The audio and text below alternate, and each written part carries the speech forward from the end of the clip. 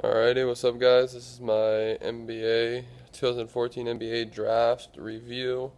Give my thoughts on who made out the best, some of my favorite first round picks, some of my dark horse sleeper kind of picks. Um, I guess my first reaction, or let's just talk about the top of the draft. Cleveland drafted Andrew Wiggins, the first overall pick. Milwaukee Bucks selected Jabari Parker with the number 2 pick. Philadelphia 76ers drafted Joel Embiid with the third pick. That was the top three. That was kind of the top three that everyone expected. Of course, the order was going. A lot of people had different picks, which were going where.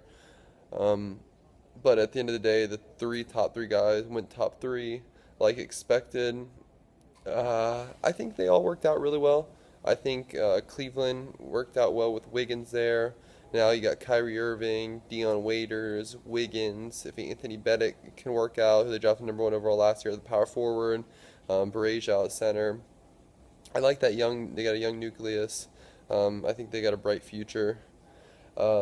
Milwaukee Bucks. I mean, Jabari Parker is basically going to be the star there. Him and Brandon Knight. Brandon Knight, I think, had a really good season last year. Quiet, under the radar kind of season. The team was really bad, but I think Brandon Knight, Jabari Parker. Maybe if they re-sign Larry Sanders, maybe OJ Mayo will decide to show up. Now they got some young star, young future star there. Maybe that will boost him, motivate OJ Mayo to show up and play. Um, and like I said, and for Cleveland and Milwaukee, it doesn't hurt that the East is terrible. You know what I'm saying? I wouldn't be surprised if either team made it the playoffs with how bad the East was. Um, but and then three, Philadelphia selecting Joel Embiid, which I think is a steal. I mean, 'cause Joel Embiid was the number one consensus number one pick until the foot injury happened, and that broken foot injury is an injury that a lot of people had. Jordan had that foot injury, and look what happened to Jordan. And Joel Embiid, even if he's out 4 to 6 months, say that takes him to it's June now, say July, August, September, October, so that's 4 months. November, December, even if it's 6 months, he's back before All Star break. You know what I'm saying? He gets a good run in the season, and for Philadelphia, I think it really works because Nerlens Noel, who didn't play all last year because he hurt himself, that was their first round draft pick. They got Nerlens Noel, who's going to be back and gets to play, so Embiid will be able to rest. Then they'll have Noel and Embiid. That's like a twin towers. I really like that. If Noel can play and if Embiid can get healthy and be the star that they think, the next Akeem Olajuwon. Sixers with Michael Carter Williams. And then they drafted Dario Saric. Well, they got Dario Saric in a trade from the Magic. But he's gonna be gone for 2 years, which I think is a stupid trade. I'm gonna get to the foreigners in a second, but having Michael Carter Williams and B Nerlens Noel, that's interesting. They got KJ McDaniels from Clemson, the first pick of the second round. Sixers did pretty well. They got a lot of bodies. And then let's round out number four. Four was Orlando Magic, Aaron Gordon, which I really liked. Because a lot of people were saying him like 7, 8, 9, 10. I thought he should have gone higher because Gordon, in the win, he did. He went number 4 to the Magic, which I think was a smart pick by them. I think Magic did really well, getting Aaron Gordon number 4. Then they got Saric at 12, but traded for number 10 with Philly and got Alfred Payton, who I think is amazing. So they got Alfred Payton now can run the point, put Victor Oladipo at the shooting guard, um, Aaron Gordon at the power forward or small forward, Nikola Vucevic, who I think is a great young center. That team's got a lot of young potential. If Payton and Gordon can pan out, I like that team. Really like what they did. Five, Utah Jazz grabbed Dante Exum, the Australian point guard who everyone's raving about. Um, Magic also got, or sorry, Utah got Dante. Oh wait, I said Utah, right? Yeah, sorry, Utah got Dante Exum at number 5. They also got Rodney Hood. Um, yeah, they got Rodney Hood at number 23 or 24, whatever pick that was, which I thought was a steal. Rodney Hood was a top. Some people had him going 9. I saw in some mock drafts. But to get him at 23, 24, wherever they got him, Jazz did really well. Um, so they got Rodney Hood and Dante Exum. I think they drafted Jarnell Stokes, but then traded him to the Grizzlies. Jarnell Stokes from Tennessee, which I thought would have been good if they but get Exum Hood, Jarnell Stokes, but Stokes, yeah, they traded to the Grizzlies. But Jazz, I really like what they did getting Exum, Rodney Hood, Adding Exum, Hood, there was Trey Burke, Gordon Haywood, or Gordon Hayward. So I like what the Jazz did there. Number 6, Boston Celtics, drafting Marcus Smart. I'm repping the Celtics right now with my Rondo jersey. What's up? But speaking of Rondo, I don't know what this Marcus Smart jersey, what the Marcus Smart pick means for the Celtics and Rondo. Um, Rondo is their best asset trade wise. I heard even before the draft they were saying maybe Rondo to the Kings for the eighth pick, for the Kings' eighth pick. First off, don't forget Rondo is one of the best point guards in the entire league.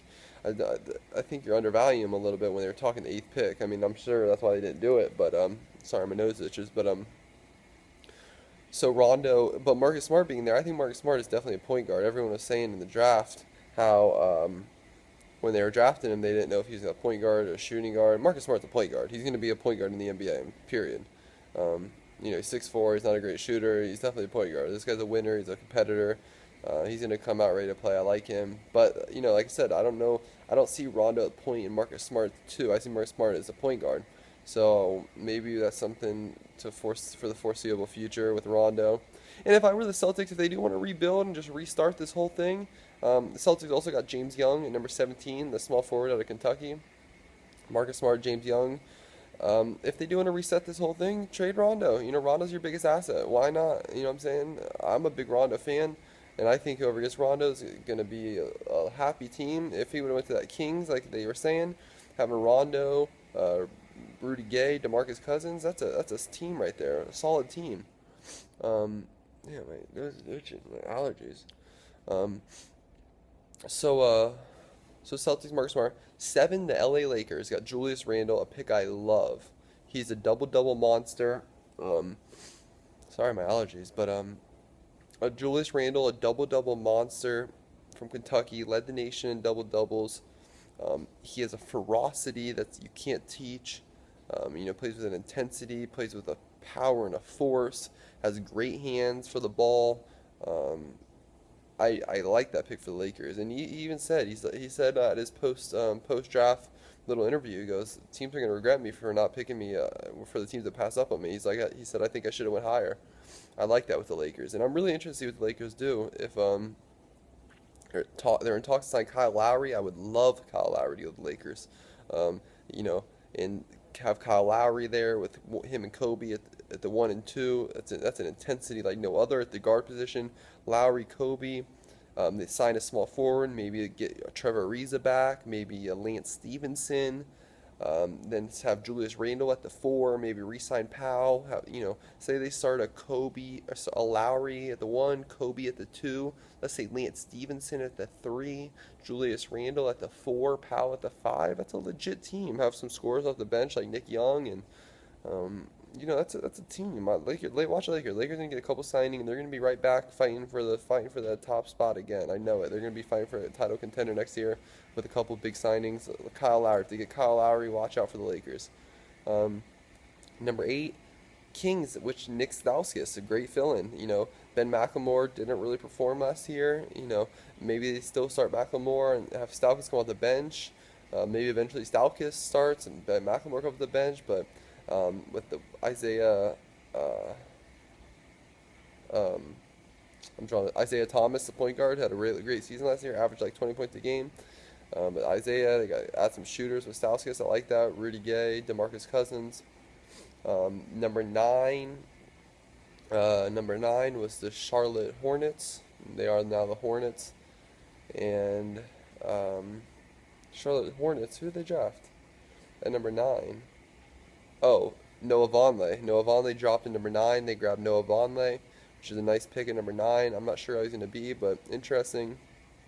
I just think if you weren't great in college, couldn't lead your team, I don't know how that really translates to the NBA, but, maybe like a Chris Bosh, as Chris Bosh kind of was at Georgia Tech at college, didn't really lead them much, but he has great talent. Noah Vonleh reminds me of how Chris Bosh was when he came out of college back in 03-04. Number 10 was the Dario Saric pick by Philadelphia, the Alfred Payton from Philadelphia, but then they traded him to the Magic, and Philly got Dario Saric back. 11 was the Doug McDermott to Denver, which I thought was interesting for Denver. I didn't see that coming, but then they traded him to Chicago for the 16th and 19th pick, where they later got the center from Bosnia and Gary Harris with the 19th, which I thought was interesting that Gary Harris went all the way to the 19th, but good pick by Denver. Um, and then just round out, I'm not going to go any more in order, but to round out some of the interesting picks that I really thought, um, I like I like what Phoenix Suns did with the 14th pick, grabbing T.J. Warren. With the 18th pick, grabbing Tyler Ennis. They had the 27th pick, which they signed a foreign player. You know, you only have so many players, so you have to, what these teams do, they grab a foreign player to take up their pick, but it's like maybe the prospect they could pay off, but then again, they don't have to put them right in their roster. So that's what they kind of have to do. They couldn't get three guys. They can't get three viable guys or three guys who can come and play right now. So they got T.J. Warren, who I think is going to be a player right away. Tyler Ennis, who can come in, be a nice point guard off the bench, who is young and can get really good. I like those picks. So Suns did really well. I like what Memphis did, getting Jordan Adams, because they always need that kind of. They got that Courtney Lee, Tony Allen, Tayshaun Prince, but they need like a legit scorer. I think Jordan Adams can be a player in this league. I really think so. Out of UCLA, I like what Memphis did, and Memphis also now getting. They got Jordan Adams, also got Jarnell Stokes with that trade from Utah, I believe. I like that. Nice bench player coming off the bench with behind Zach Randolph and Gasol. Jarnell Stokes is a beast for Tennessee. I really like what he did in the tournament. Um, I don't like what Thunder did, grabbing Mitch McGary at 21. I really didn't like that pick at all. I think they should have grabbed like a Rodney Hood there, or Jordan Adams, or Clanthony Early, or someone. Thunder needed a scorer there. They didn't need a big power forward. That was like kind of how last year they grabbed Percy from Baylor. I'm I'm drawing a bench right now, but Percy Jackson, or what's his name? Um, the guy from Baylor. I'm having drawn a blank, but he was supposed to be a higher draft pick. He got hurt, and then Thunder grabbed him in the 20th picks around there. Can't believe I'm thinking of his name right now. But then they got Mitch McGary, same thing. He's hurt. Mitch McGary is supposed to be a lottery pick this year. Then he got hurt. And they got Mitch McGary. I don't really like the pick. And then even in the 29th pick, the Thunder got the small forward from Stanford, which I thought they could have grabbed Clanthony early there, Kyle Anderson, and there's a lot better guys in my opinion. But I really like what Spurs did, grabbing Kyle Anderson. Kyle Anderson is going to be a player in this league. He has a Magic Johnson-esque kind of game. He's very smart. Average 16, 9, and 7, 16 points, 9 rebounds, 7 assists at UCLA. He's a player, a very smart player. I like those kind of guys. Yeah, and Clanthony Early went number 34 to the Knicks. I like that. So overall, it's a great draft. I'm interested to see how they pan out. Now on to free agency. See who the teams sign. We'll see who goes where. See who trades with who. It's going to be a very interesting summer for the NBA. It's going to be a very interesting future for the NBA. This draft class is going to be the future. Is going to be a lot of what the future has in store for the NBA. Great NBA draft. I really liked it. And I'll probably do another NBA video blog once some more NBA trades happen. And that's it. Peace, one love, cheers.